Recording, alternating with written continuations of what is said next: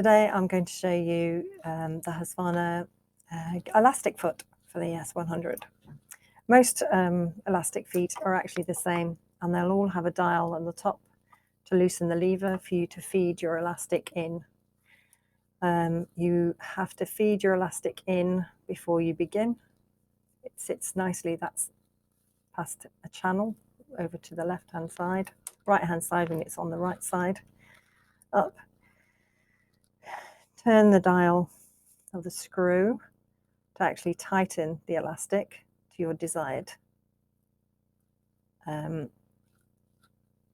effect that you want from your elastic. So if you want it really tight, obviously you put a lot more pressure on there. If you don't, you put less.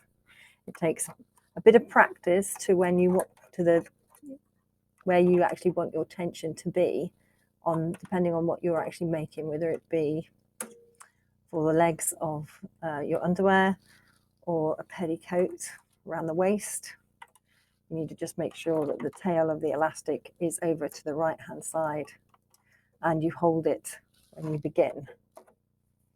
So let's pop that there. So here is the fabric that we want to pop underneath. Take it to the blade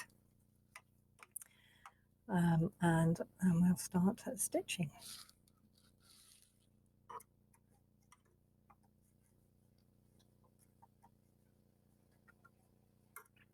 Use your seam guide.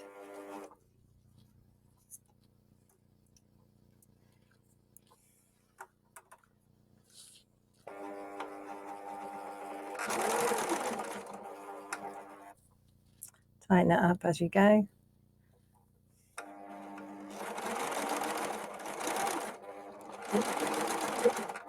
It's a good idea to keep hold of the elastic at the other side.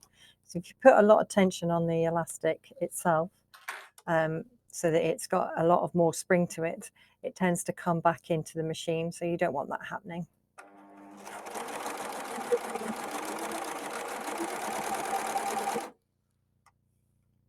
It just comes away, just turn it back in.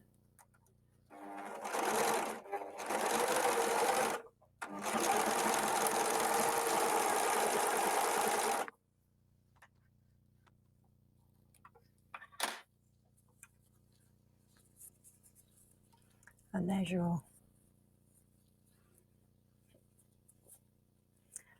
little elastic band.